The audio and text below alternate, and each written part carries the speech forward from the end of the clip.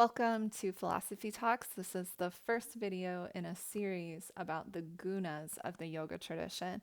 You're going to see me looking down a little bit at my notes because I have a tendency to get distracted and I want to make sure that I get all of the key points in.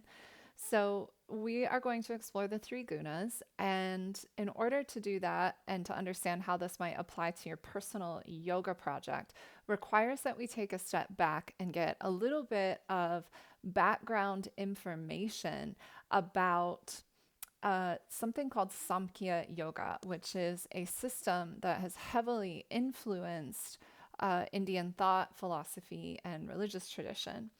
So, Samkhya is one of the six philosophical systems or viewpoints, six viewpoints of the Hindu tradition. And as a standalone system, it didn't really take off. That is to say, that it's no longer a true living force in contemporary Indian thought, but it has exerted tremendous influence on the development, and it's still employed in various systems, including Buddhism, and heavily influenced actually Patanjali's yoga. So, those of you that are interested in Patanjali's Ashtanga yoga, the eight limbed path, part and parcel to that entire argument and to what Patanjali is trying to do is an understanding of Samkhya yoga. And actually, it was kind of presumed that anyone reading that text would already sort of understand Samkhya yoga. And so, if you're reading that text without that, you're actually missing a really key part of what the author is trying to do. So, to understand the gunas requires that we take a little bit of a dive into Samkhya yoga, only because it's from Samkhya that we even get the gunas as a category of existence, as something that applies to yoga at all, and it's where the notion comes from.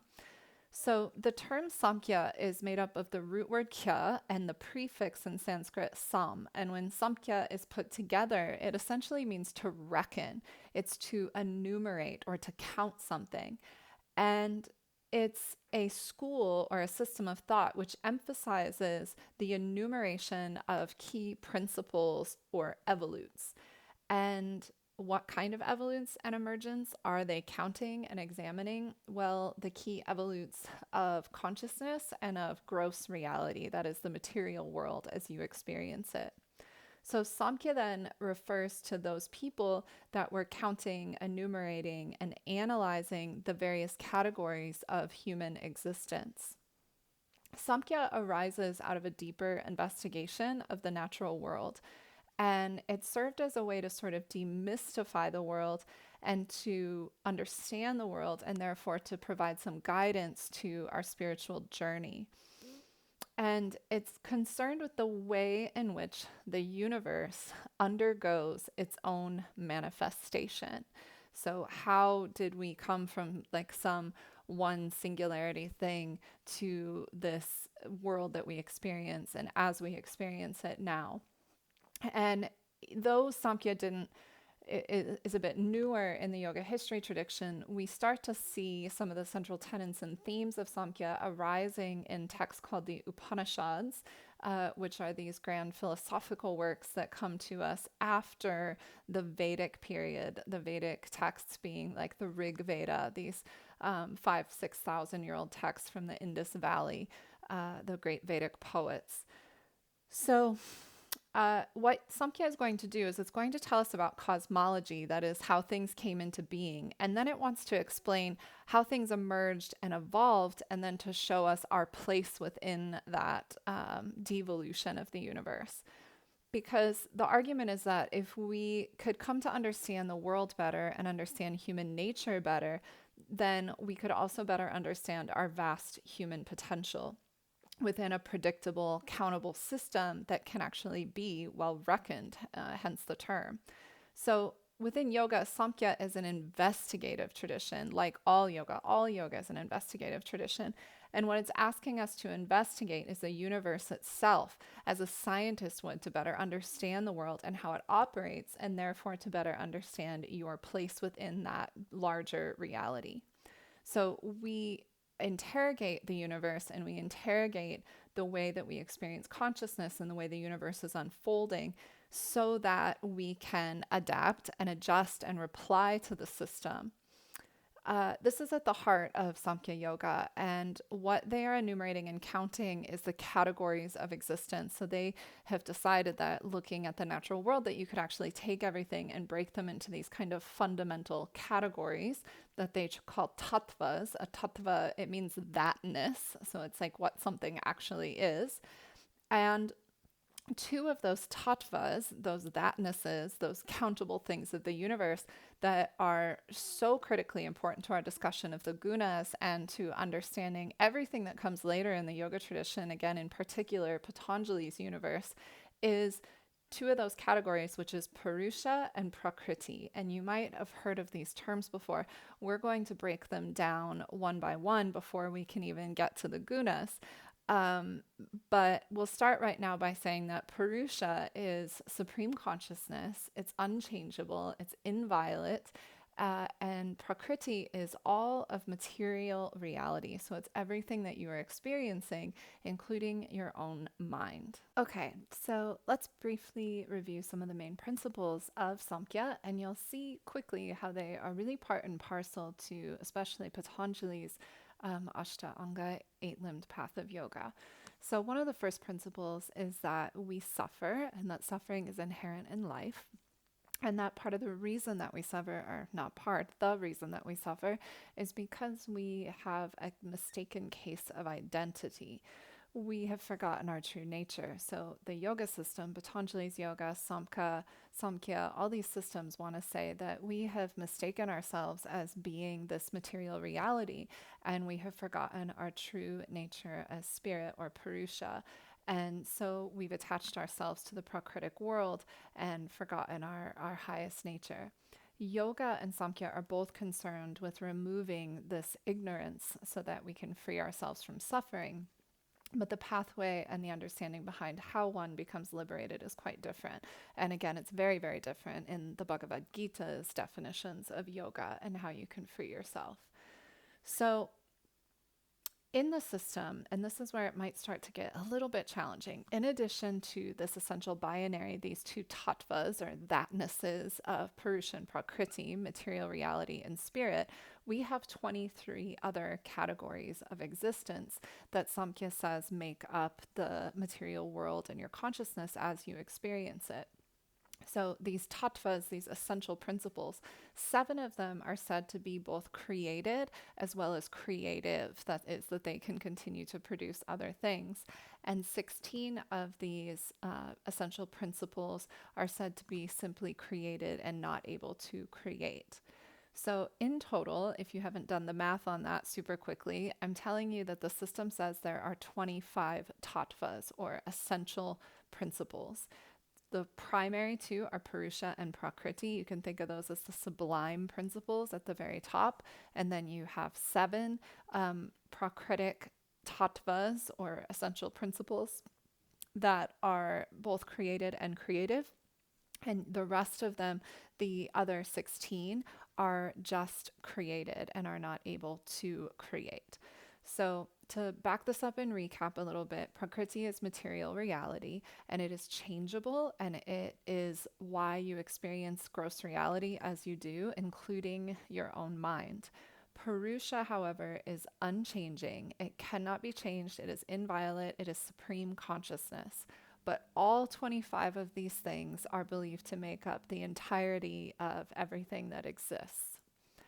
So, we have Purusha, which is supreme consciousness. That's the 25th category of existence, and it's neither created nor creative. Key point that I forgot to mention. Purusha, this spirit thing, is neither created nor does it create.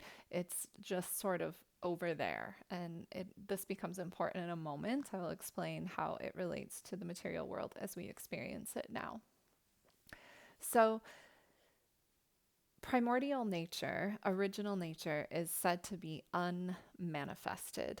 And the material world, as we experience it now, is said to be both avyakta and vyakta, which is unmanifested, uncreated reality, and then vyakta, which is the manifest reality that we experience, including our own minds.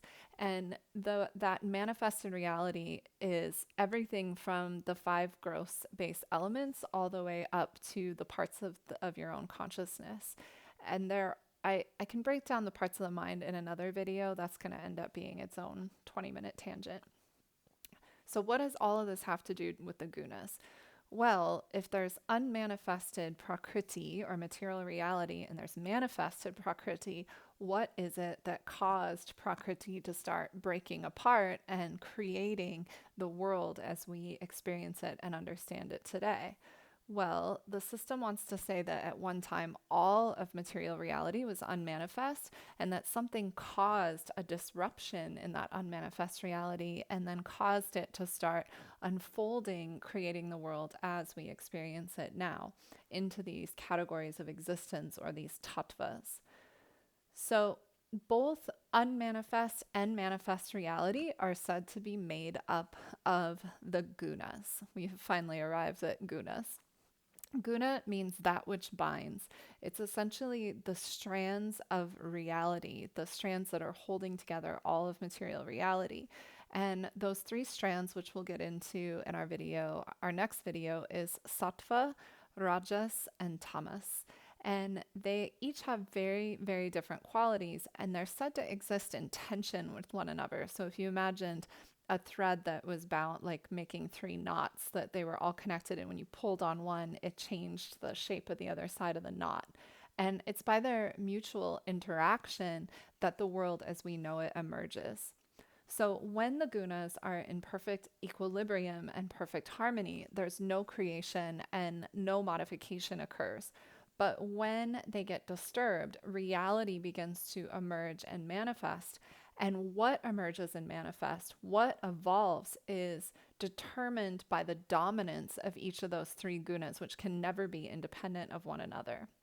So for example, your higher mind, your buddhi, which is your discriminating mind, it's the part of you that can have an enlightened experience, is dominated by sattva, or beingness, clarity. Sat means being, so it's this elevated quality, while the gross physical world around you, rocks and things like that, are primarily dominated by tamas guna, which is heaviness and undifferentiated, and it's mass and darkness. So why that is relevant is because in the yoga tradition, as well as in Samkhya, there's this understanding that the effect of anything is latent in the cause. So for example, fire is latent possibility in wood. So the cause and the effects are already in existence in this unmanifested reality, and they're just emerging. It's not that something it's sort of like a theory of conservation of matter. So it's not that new things are being created. The potential for it was already in existence. And so the process of emergence is dependent upon the changes in the mutual interactions of these three gunas, and they're going to provide a very specific outcome. So Purusha is pure consciousness. It's alone and it's unchangeable. And those of you familiar with the sutras might be having a little bell going off, because what Patanjali, the goal of the eight-limbed path, is to reunite you with the kailava, the aloneness, the Purusha, this supreme consciousness, this unchangeable thing. And the system wants to say that the reason that you experience reality as you do is because even though Purusha and Prakriti can never meet because they're an essential binary, and if Purusha touched Prakriti, then that would make it changeable, so it couldn't be this pure consciousness thing that it is. It wants to say that Purusha and Prakriti are so close to each other that that Purusha disrupts Prakriti, and the gunas disrupted by Purusha's illumination start unfolding and creating material reality and consciousness as we as humans experience it. So basically, the realm of pure being illuminates the material world of Prakriti, and which is non-intelligent and non-conscious. To say it one other way, it's the illumination of the realm of Prakriti by Purusha that brings about the disruption in the gunas and results in the creation of all reality. So without this proximity between Purusha and Prakriti, there would be no worldly existence or human experience. So this fundamental binary between Purusha and Prakriti is really fundamental. I suspect that if you've taken enough yoga, you've heard these words before, and it's very important to Patanjali's yoga.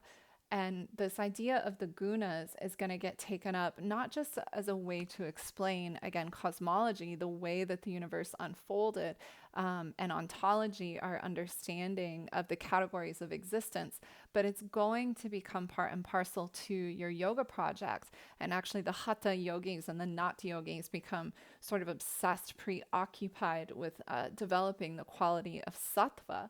And that becomes really challenging because they're unstable, these three gunas, and they can never be separated from one another. So it's almost impossible to stay in a state of sattva and clarity. So in the upcoming videos, now that we just have a little bit of foundational understanding of how the idea of the gunas arises and how it plays out in the broader cosmology, we'll start to look at them independently and then see how this applies to your work, if this is a path of yoga that you follow, or how you can use them even just as a metaphorical device if you are like me and maybe don't believe that they are actually at play in the universe. But I do find it to be a really helpful metaphor for understanding and for guiding my practices. So I look forward to being with you guys again next week. On my website, there is a worksheet you can download that has the Sanskrit terminology that we talked about today. And please do drop in with any questions, and I will do an Instagram live to check in and answer as many of those as I can. Thank you so much for learning with me today, and I will be with you again very soon.